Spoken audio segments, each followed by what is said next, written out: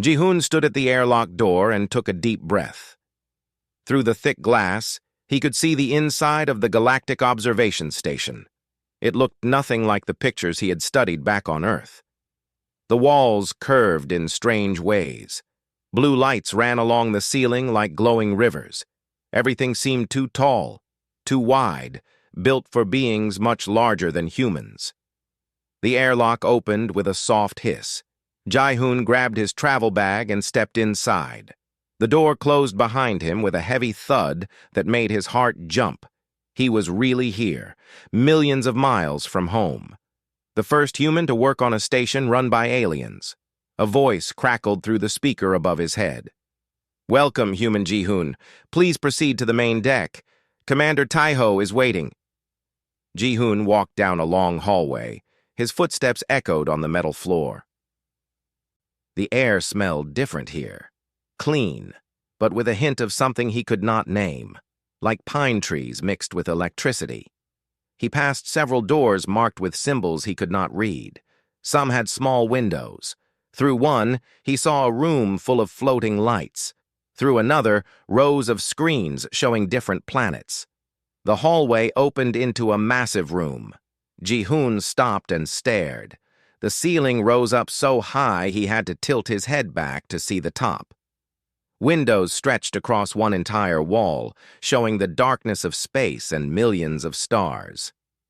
In the center of the room stood the tallest being Ji-hoon had ever seen.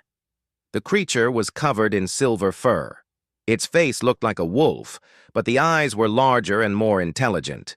It wore a uniform that shimmered when it moved. Two pointed ears sat on top of its head, twitching as Ji-hoon approached. When it saw him, it dropped down from standing on 2 legs to 4, then back to 2 again. Ji-hoon later learned this was how the Vrin showed respect to newcomers. "I am Commander Taiho," the being said. Its voice was deep and rumbled like distant thunder. "You are the human cultural liaison. We have waited long for your arrival." Ji-hoon bowed the way he had practiced. "Thank you for having me, Commander. I am honored to be here." Taiho's ears perked forward. "You are smaller than I expected, and you have no fur. How do you stay warm?" "We wear clothes," Ji-hoon said, touching his jacket, "and we generate heat from inside our bodies." "Fascinating."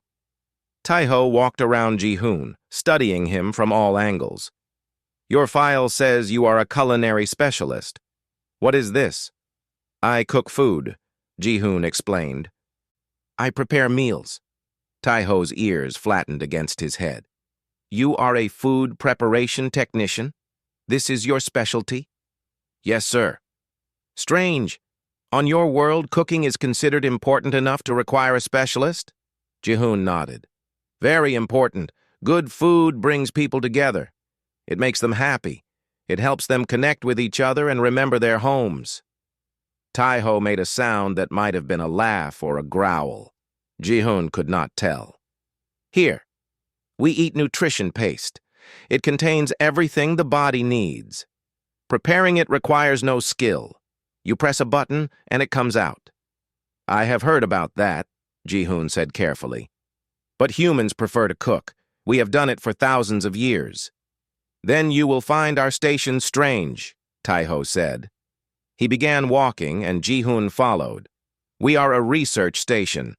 70 crew members. Most are Vrin like myself. We also have 3 Quillari, 2 Heptoids, and now 1 human. You."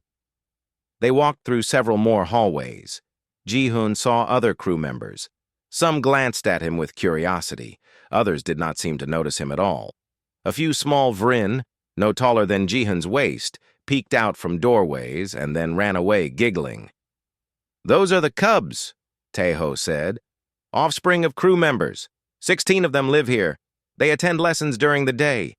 Usually they are well behaved. Usually." They stopped at a door that slid open automatically.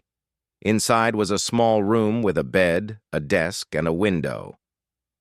"Your quarters," Taiho said. "You will find a communication device on the desk. If you need anything, press the blue button." Ji-hoon set down his bag. The room was plain, but clean. Through the window, he could see a distant planet, purple and green. "Your duties begin tomorrow," Taiho said. "You will help us understand human culture. You will answer questions. You will write reports. And since you are a cooking specialist, you will prepare the evening meal for the crew." Ji-hoon turned around quickly. "The evening meal? For everyone?" "Yes. We are interested in learning about human food preparation rituals. You will use the communal kitchen. All supplies you need can be synthesized by the matter compiler. Simply input what you require, and it will create it." "Commander, I did not know I would be cooking for 70 beings.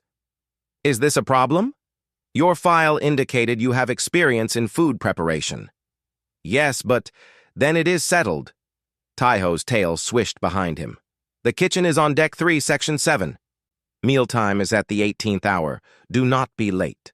The crew is very curious about human cooking." Before Ji-hoon could respond, Taiho turned and left. The door slid shut behind him. Ji-hoon sat on the bed and put his head in his hands. He had expected to give presentations, maybe teach a class about Earth, answer questions about human history. He had not expected to become the station's cook, but then he smiled. If there was one thing Ji-hoon knew how to do well, it was cook. And if these aliens had been eating nothing but nutrition paste their whole lives, they had no idea what real food tasted like. He stood up and walked to the window. The purple and green planet slowly rotated below. Stars filled the darkness in every direction. Somewhere out there, far away, was Earth, was home. But this was home now too, at least for the next year. Ji-hoon unpacked his bag. He had brought a few items from Earth, a worn cookbook that belonged to his grandmother, a small stone from the beach near his childhood home, a photograph of his family. He placed them on the desk and felt a little better. Tomorrow, he would find the kitchen. He would figure out how this matter compiler worked, and he would make dinner. Real dinner. The kind that filled a room with good smells and made people feel warm inside. The kind of dinner that reminded you that no matter how far from home you went, some things stayed the same. The need for good food, the comfort of a warm meal, the way cooking could turn strangers into friends. Ji-hoon did not know it yet, but his first dinner on the station would change everything. The kitchen was bigger than Ji-hoon expected. Much bigger. The ceiling stretched up 3 times his height. Counters ran along 3 walls, all made of smooth silver metal. In the center stood the matter compiler, a large cube covered in buttons and screens that glowed with soft blue light. Ji-hoon walked around the room slowly. He touched the counters. They were cold under his fingers. He opened cabinets and found them empty, except for a few strange tools he did not recognize. No pots, no pans, no knives, nothing he knew how to use. He returned to the matter compiler and stared at it. The screen showed symbols in a language he could not read. He pressed a button. The screen changed. He pressed another. Nothing happened. He pressed a 3rd button and suddenly the machine beeped loudly. A door on its side popped open. Inside was a cup of gray paste. "Nutrition paste," Ji-hoon muttered. He dipped his finger in it and tasted it. It was bland. Not bad, just nothing. Like eating wet cardboard. No wonder they are curious about human food. He spent the next hour figuring out the compiler.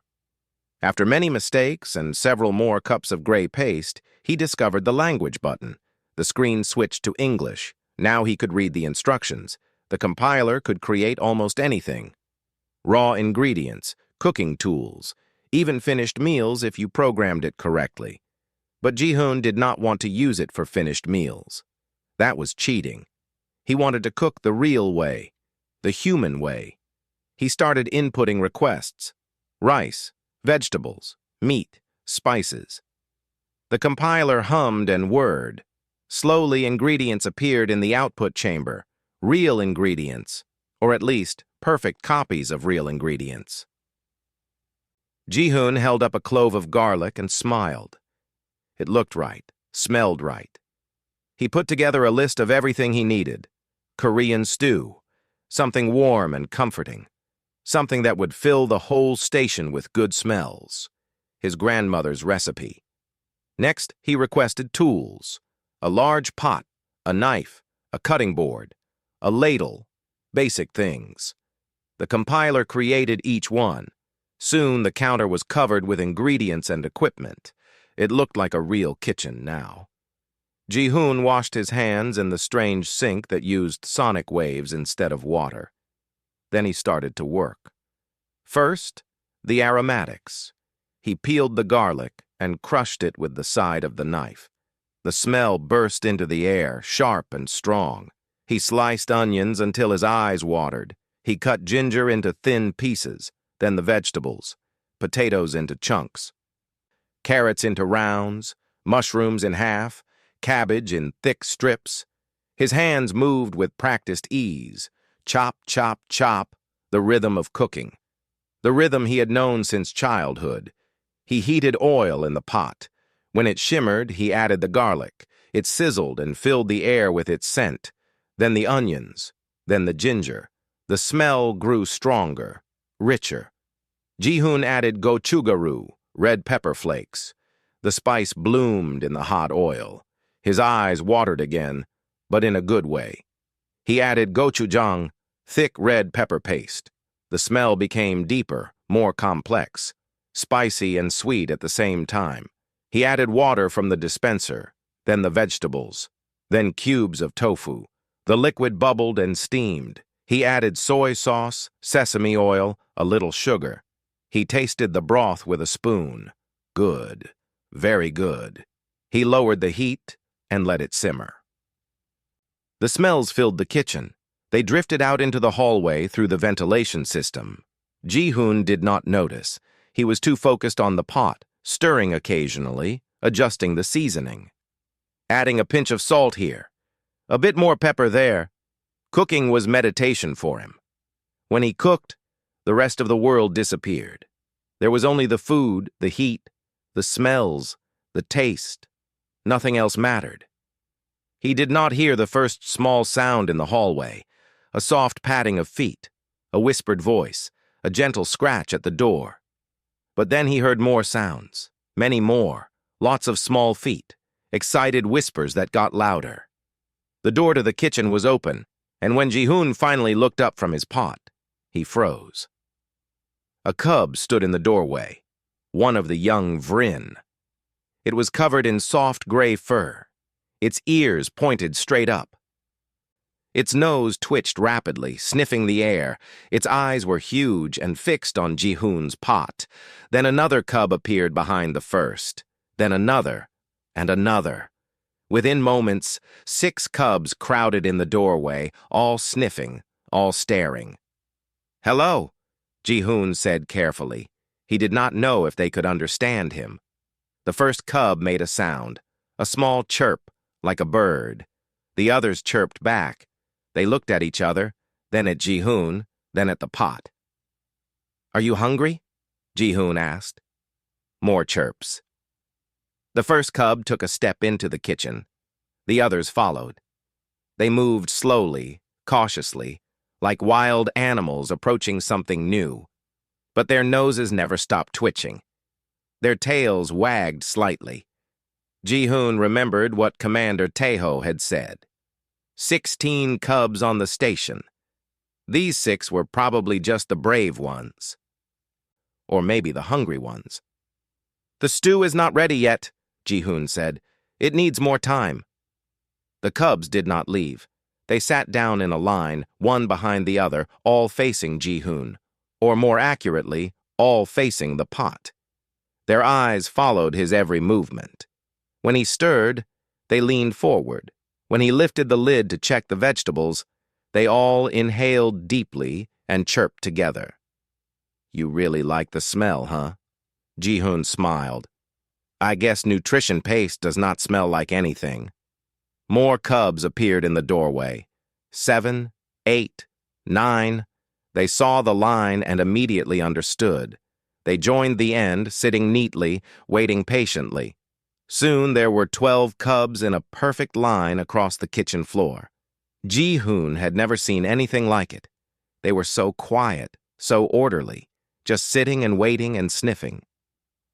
Their little noses going constantly, their tails swishing on the floor.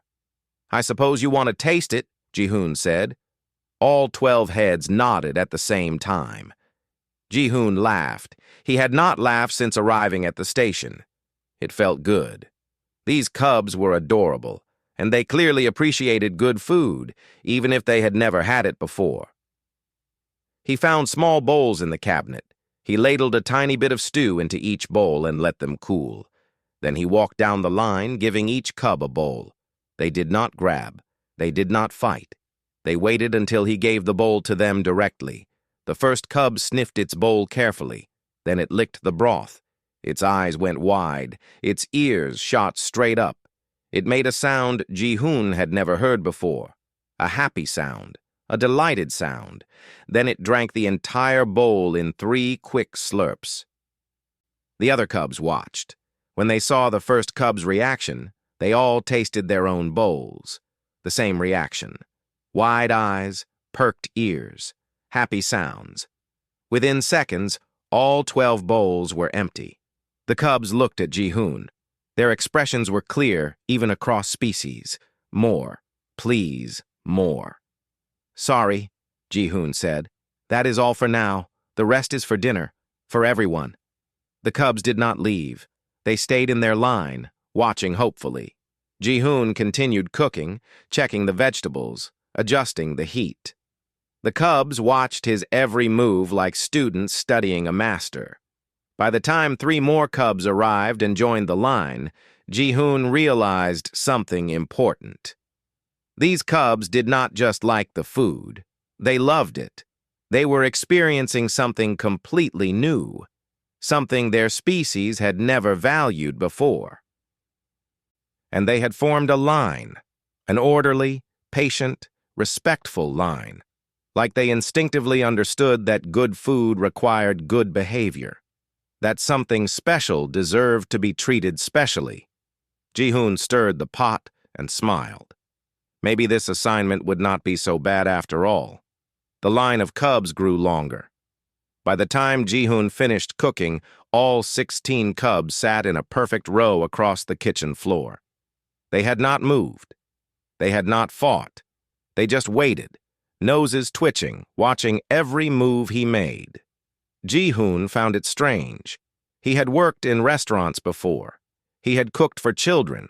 Usually, kids were loud and chaotic. They ran around. They got bored easily. But these cubs were different. They sat with intense focus, like they were guarding something precious. "You are very patient," Ji-hoon said to them. He stirred the stew one last time. The vegetables were soft. The broth was rich and flavorful. It was ready. The smallest cub at the end of the line chirped. The others chirped back in response like they were talking to each other. Ji-hoon wished he could understand their language. He checked the time. Still 30 minutes before the crew would arrive for dinner. He looked at the cubs. They looked back at him with hopeful eyes. "Okay," Ji-hoon said. "You have been so good. You can be my quality control team, but just a small taste. Small, understand?" He did not know if they understood his words, but they seemed to understand his meaning. Their tails wagged faster. Their ears perked up. Ji-hoon ladled small portions into bowls. He walked down the line again, giving each cub a serving. This time, the portions were bigger than before. Actual tastes, not just sips of broth. The cubs waited until he finished serving everyone. Only when the last cub received its bowl did they start eating, all at once, as if following an invisible signal. The kitchen filled with happy sounds, slurping, satisfied chirps, small growls of pleasure. The cubs ate slowly, savoring each bite. They were not rushing. They were experiencing the food. Ji-hoon leaned against the counter and watched. He felt proud. This was why he loved cooking. This moment right here, the joy on their faces, the way food could make someone happy. It did not matter that these were alien cubs on a space station millions of miles from Earth. Good food was universal. The door slid open. Ji-hoon turned. A Vryn female stood in the doorway. She was smaller than Commander Taiho, but still tall. Her fur was darker, almost black, with white markings on her face. She wore a lab coat covered in strange instruments. She stared at the line of cubs. Her mouth opened slightly, her ears flattened. "What is happening here?" she asked.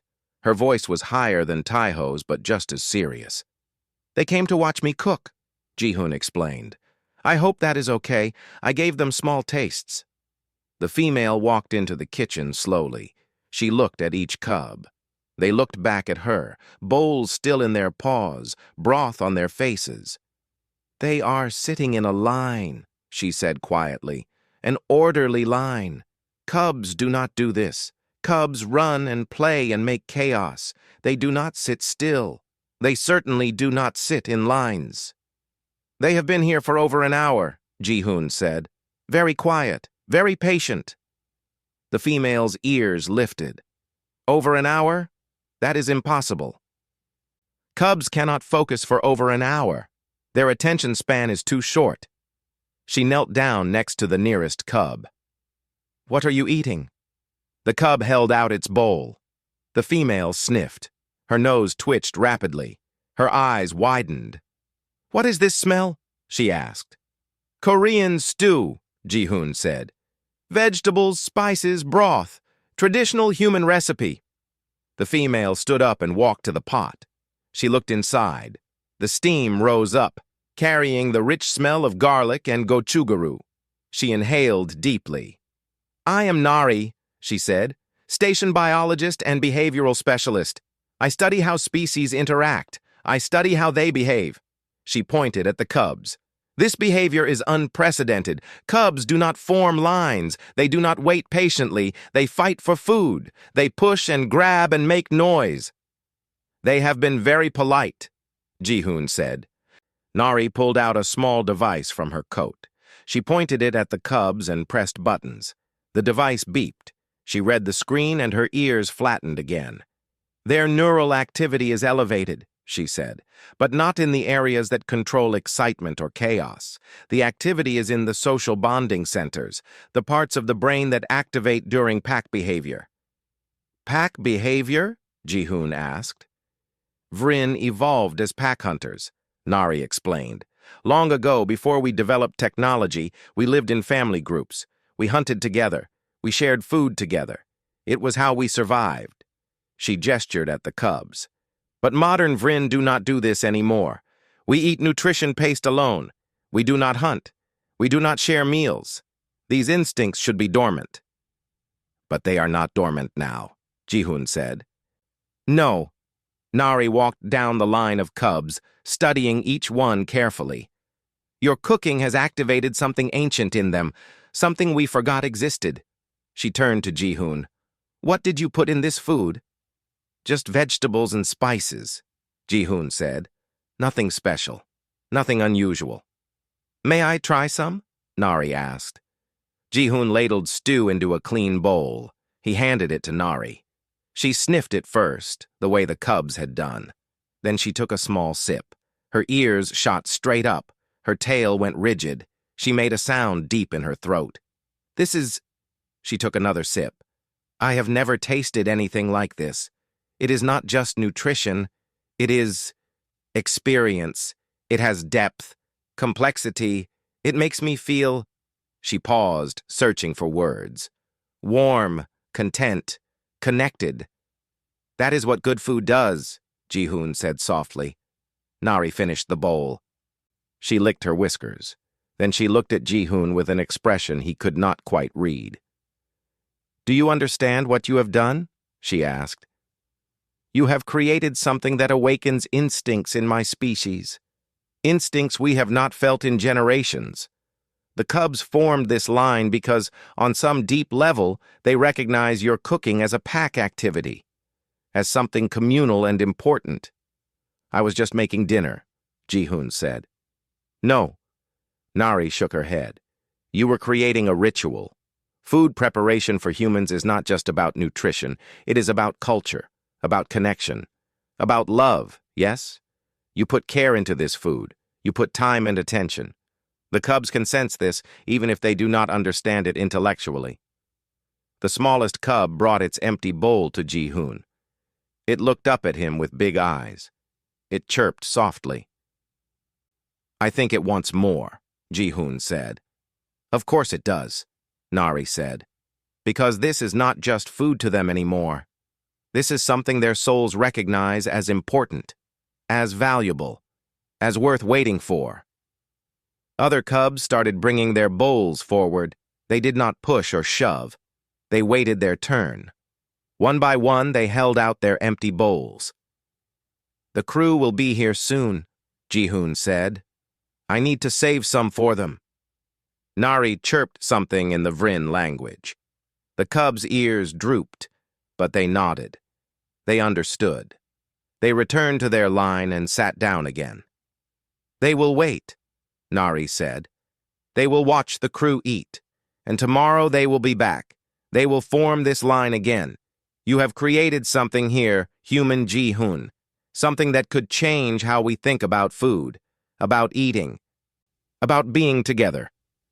Commander Taiho appeared in the doorway. He looked at the line of cubs. He looked at Nari. He looked at Ji-hoon. "Why are the cubs in the kitchen?" he asked. "They are quality control," Nari said, before Ji-hoon could answer. "And they are teaching us something important about ourselves." Taiho's nose twitched. He smelled the stew. His ears perked forward. "What is that scent?" he asked. "That," Ji-hoon said with a smile, "is dinner." Within minutes, more crew members arrived. They followed the smell like the cubs had done. They crowded at the door, sniffing, curious, drawn by something they had never experienced before. The cubs watched from their line. Their tails wagged. They chirped quietly to each other. And Ji-hoon realized that Nari was right. He had not just made dinner. He had started something bigger. Something that would change the station. Maybe something that would change how species understood each other. All because he knew how to cook a simple stew. Nari could not stop thinking about the cubs. She lay in her quarters that night, staring at the ceiling, replaying the scene in her mind, the perfect line, the patient waiting, the joy on their small faces when they tasted the food. It made no sense, or rather, it made too much sense, and that frightened her. She got up and went to her laboratory. The station was quiet at night. Most crew members were sleeping. But Nari could not sleep, not when there was a mystery to solve. She pulled up the scan data from the cubs. The device she had used in the kitchen had recorded their brain activity, their hormone levels, their neural patterns. She displayed it all on her screens and began to analyze. The results were clear. When the cubs smelled Ji-hoon's cooking, specific parts of their brains activated. The limbic system, the areas responsible for emotion, memory, and social bonding. The same areas that would activate in ancient Vrin when they shared a successful hunt with their pack. But there was more. Nari ran deeper scans. She compared the cubs' reactions to historical data about Vrin behavior. Data from thousands of years ago, before the Vrin had left their home planet and joined the galactic community. The patterns matched. Perfectly. Ancient Vrin gathered around cooking fires. They prepared food together. They ate together. It was not just about nutrition. It was about survival, about trust, about family. A Vrin who ate alone could not survive. But a Vrin in a strong pack could conquer anything. Then the Vrin developed technology. They created nutrition paste, quick, efficient, containing everything a body needed, no preparation required, no mess, no waste of time. Slowly, the communal meals disappeared. Why spend time cooking when you could press a button? Why gather when everyone could eat efficiently alone? The Vrin called it progress. They called it evolution. They forgot what they had lost, but the instincts remained, buried deep, waiting for something to wake them. Ji-hoon's cooking had been that something. Nari sat back in her chair. She felt strange. Sad, almost. Her species had given up something beautiful without even realizing it. In their rush to be efficient, they had lost the warmth of shared meals, the joy of food made with care.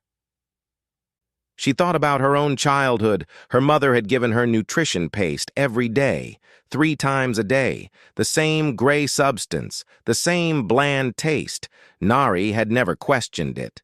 That was just what food was. But tonight, when she tasted Ji-hoon's stew, something inside her had woken up. A hunger she did not know she had. Not for food, exactly, for something deeper, for connection, for warmth, for home. Nari spent the next 3 days studying the cubs. Every evening they formed their line outside the kitchen. They waited for Ji-hoon to start cooking. They watched him work with complete attention.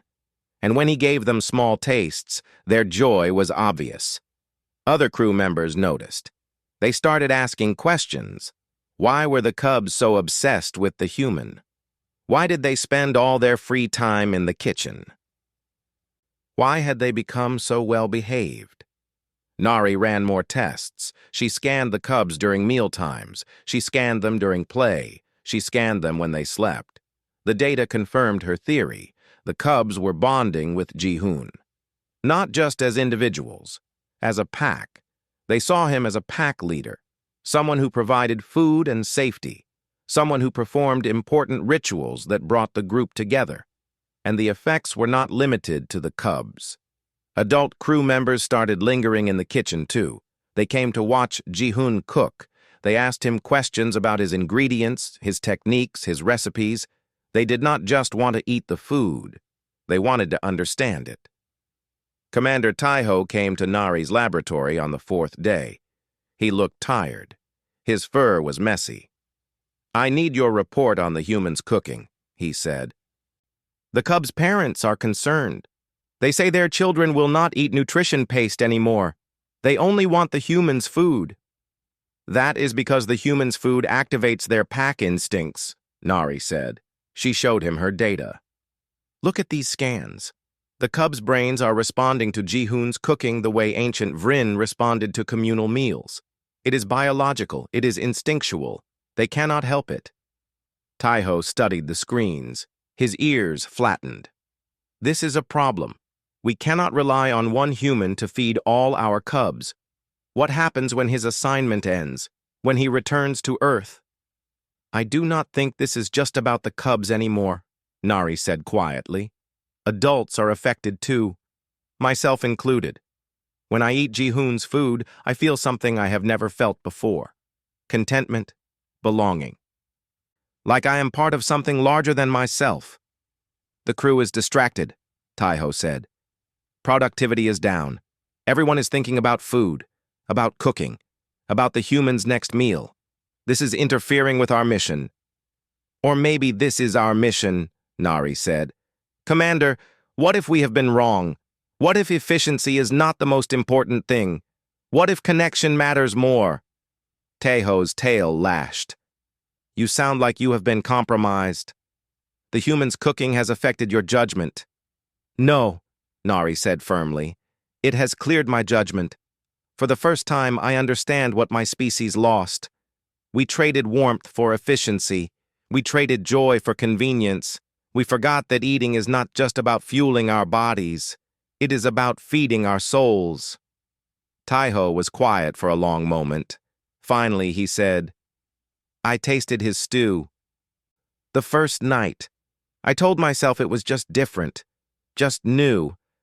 But I have thought about it every day since. I have dreams about it, about sitting around a fire with my pack, sharing food, feeling safe and complete.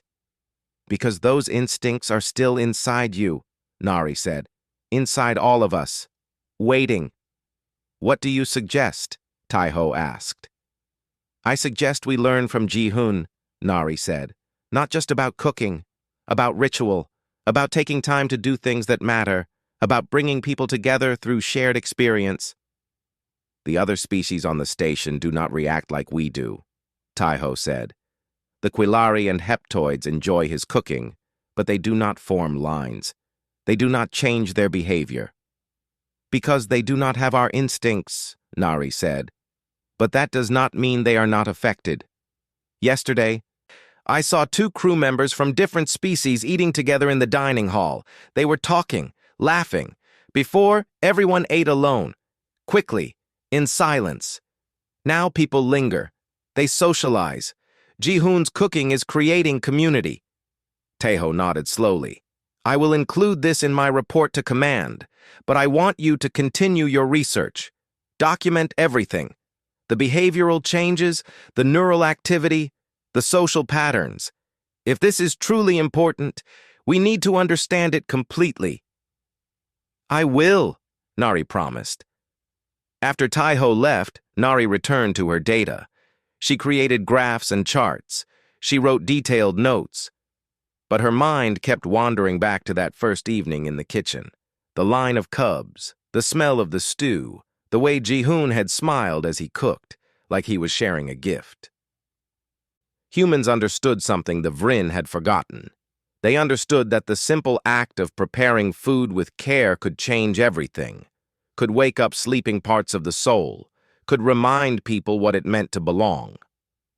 Nari opened a new file on her computer. She titled it, The Ritual of Shared Meals, How Human Cooking Practices Reveal Lost Vryn Instincts. Then she started writing. She wrote about evolution and instinct, about efficiency and soul, about what her species had lost and what they might reclaim. But mostly, she wrote about hope. Hope that it was not too late. Hope that old instincts could be reawakened. Hope that a simple human cooking in a kitchen could teach an entire species how to come home to themselves. The next evening, Nari arrived at the kitchen early. The cubs were already forming their line. They chirped when they saw her. She chirped back. Ji-hoon looked up from his cutting board. Good evening, Nari. You are early today. I want to learn, Nari said. I want you to teach me how to cook. Ji-hoon smiled. It was a warm smile, a knowing smile, like he understood exactly what she was really asking for. Of course, he said. Grab an apron. We are making dumplings tonight. Nari put on an apron. She stood next to Ji-hoon at the counter. The cubs watched them both with intense focus, and for the first time in her life, Nari felt like she was exactly where she was meant to be. 3 months passed on the Galactic Observation Station. 3 months since Ji-hoon first started cooking. 3 months since the cubs formed their quality control line. Everything had changed. The kitchen was no longer empty. Every evening at the 16th hour, crew members began arriving. Not just to eat, to help, to learn, to be part of something. Nari had become Ji-hoon's assistant. She knew how to chop vegetables now. She knew the difference between sauté and simmer. She knew that garlic should never burn and that patience made better food than speed. But more than that, she had learned about ritual, about the importance of doing things slowly and with care, about how the act of cooking together created bonds that words could not. Other crew members joined them. Minho, a young male Vryn, learned to make rice perfectly fluffy. Sora, a Quilari engineer, discovered she had talent for seasoning. Even Hyun, the gruff security officer who claimed to have no interest in food, showed up one day and asked to learn about marinades. The cubs still formed their line, every single evening. It had become their job, their role in the community. They were the official quality control team. They took their responsibility seriously. They tasted everything. They gave honest feedback with chirps and tail wags. They had even learned a few human words. Good, more, hot, yummy. Commander Taeho watched it all with mixed feelings. On one hand, productivity had indeed decreased. Crew members spent more time in the kitchen and less time at their stations. On the other hand, crew morale had never been higher. People smiled more. They talked more. They worked better together. He called a meeting with Nari and Ji-hoon on a Tuesday morning. I have received a message from command, Taeho said. They have heard about what is happening here, about the cooking, about the changes in crew behavior. Ji-hoon felt his stomach tighten. Are they upset? Not upset, Taeho said slowly. confused. They want to understand why a research station needs a full-time cook and multiple assistants. They want to know if this is an efficient use of resources. It is not about efficiency, Nari said quickly. It is about community, about mental health, about rediscovering lost instincts that make us whole. I explained this in my report, Taiho said, but Command wants more data, more proof. They want to know if this experiment should continue, or if we should return to nutrition paste and focus on our original mission. Ji-hoon looked down at his hands. Hands that had chopped 1,000 vegetables, hands that had stirred 1,000 pots, hands that had shared food and created joy. What do you think, Commander? Ji-hoon asked quietly. Taiho was silent for a moment. Then he said, I think that 3 months ago, I knew every crew member's name but nothing about their lives. Now I know that Minho dreams of opening a restaurant, that Sora sings when she cooks, that Hyun lost his family years ago and eating dinner with the crew makes him feel less alone. He paused. I think that is worth something. Then we fight for it, Nari said. We show Command that this matters. How? Taiho asked. Ji-hoon thought. Then he smiled. We invite them to dinner. 2 weeks later, 3 officials from Galactic Command arrived on the station. Admiral Do-yoon, a stern male Vrin with silver fur. Counselor Yuna, a Quillari diplomat known for her rigid views on efficiency. And Dr. Junho, a heptoid scientist who specialized in resource management. They arrived during the day. Taiho gave them a tour. Nari presented her research. They asked many questions. They took many notes. They seemed unimpressed. This all seems very indulgent, Counselor Yuna said. A station's purpose is research and observation, not playing with food. We are not playing, Nari said. We are engaging in behavioral research, studying how food rituals affect social bonding across species. Convenient that this research requires everyone to stop working and eat fancy meals every day, Admiral Do-yoon said dryly. Dr. Junho checked his data pad. According to your reports, scientific output is down 12% since this cooking program began. But crew retention is up 40%, Taiho countered. Before, we had crew members requesting transfers constantly. Now no one wants to leave.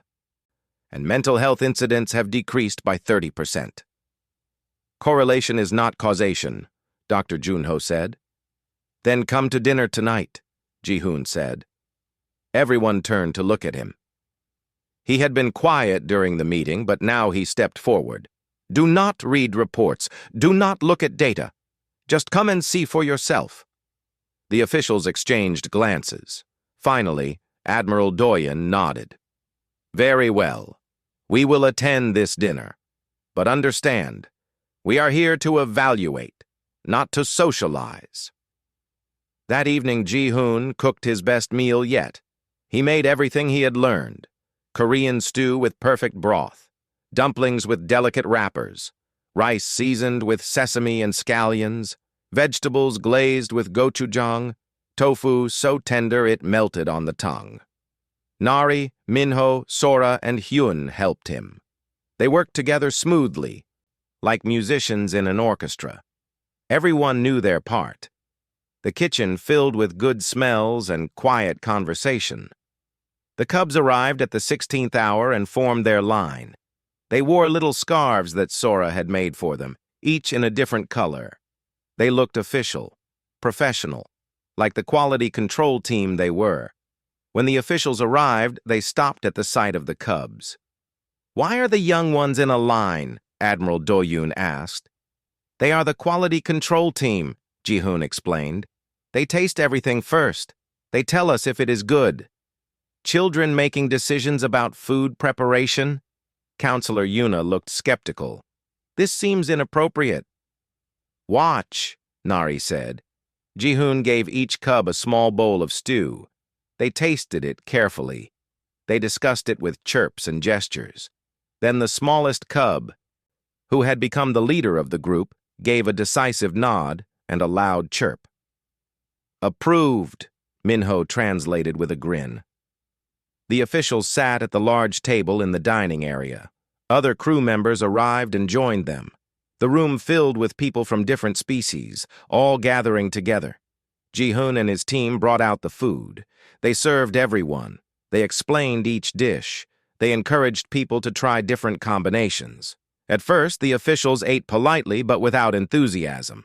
They were just evaluating, just observing. But then something changed. Admiral Doyen took a bite of dumpling. His ears perked up.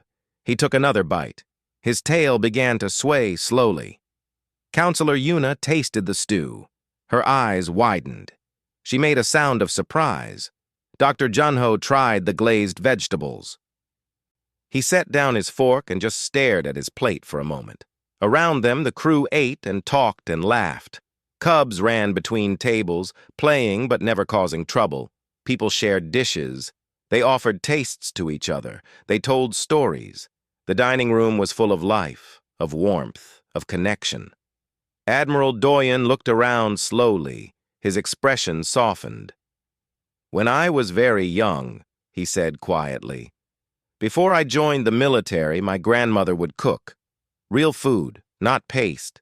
She said it was old-fashioned.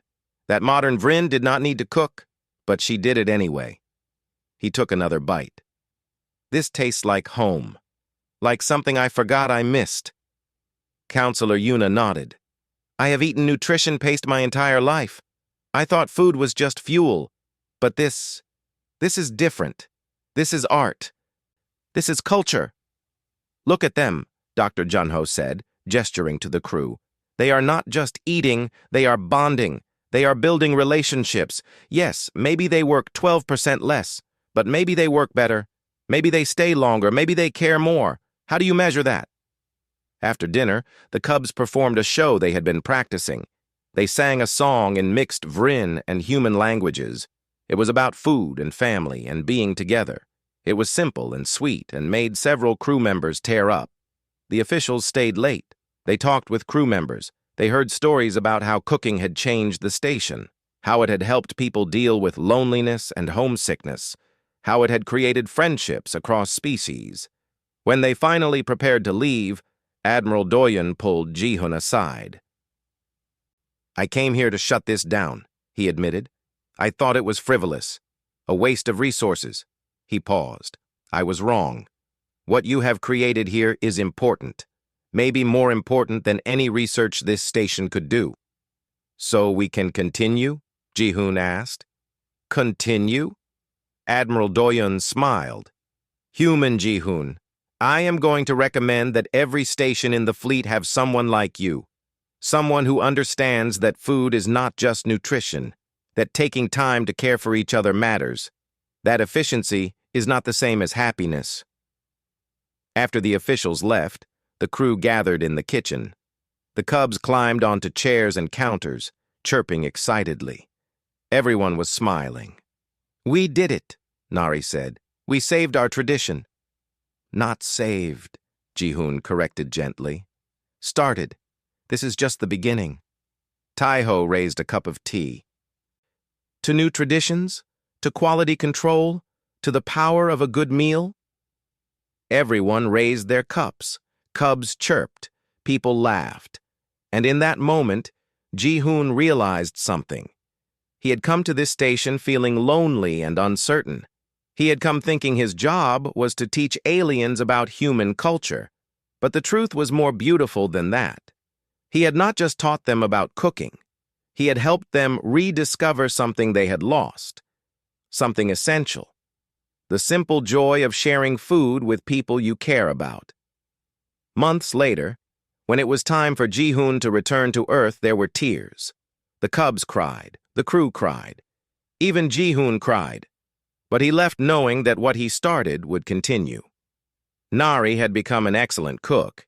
She would teach others. The Cubs would grow up knowing that food was more than paste. That meals were times for connection. That some things were worth doing slowly and with care. And every station in the fleet was requesting their own culinary specialists. Humans who understood that the path to unity might not be through treaties or technology, It might be through something as simple as making dinner. The cubs lined up one last time to say goodbye. They wore their colorful scarves. They stood straight and proud. They had learned so much. The smallest cub, the leader, stepped forward. It looked up at Ji-hoon with big eyes. "Good," it said in careful human language. "You good." Ji-hoon knelt down. He hugged the small cub. "You are good too. All of you. The best quality control team in the galaxy." As his ship pulled away from the station, Ji-hoon looked out the window. He could see the lights of the station getting smaller. But he knew that inside, in the kitchen, people were gathering, preparing the evening meal, together. And somewhere, a line of cubs was forming, waiting patiently, ready to do their important work. Quality control, the most important job of all.